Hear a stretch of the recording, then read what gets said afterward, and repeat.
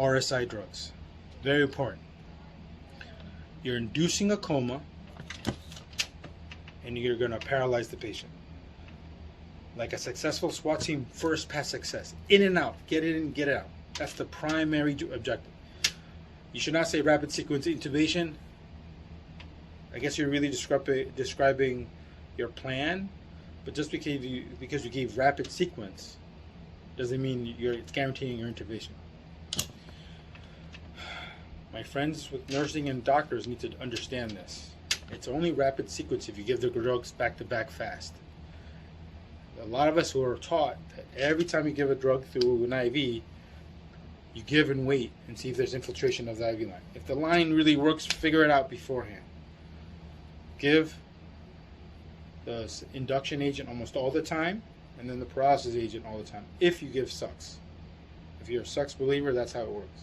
If you give rock, it's the opposite. Give rock first, and then whatever induction agent. Unless the induction agent is very slow.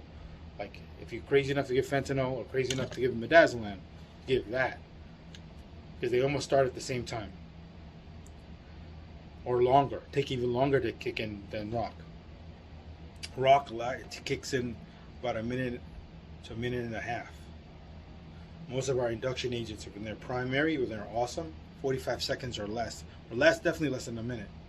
So if it takes less than a minute to kick in, always give the thing that kicks in longer first.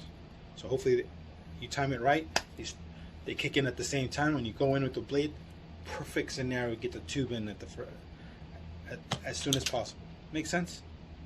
Inducing means inducing a GCS of 3, a coma. Paralysis. How much paralysis, I'm not sure. Depends on how much dose you give. Usually the more the dose, the longer it lasts. The bad thing is you better know how to sedate someone and paralyze someone, and afterwards give analgesia. Most of your drugs that you're going to intubate with are going to last maybe 45 minutes, maybe an hour. But if the paralysis lasts longer than that, be very careful. Be very quick for post-intubation anesthesia.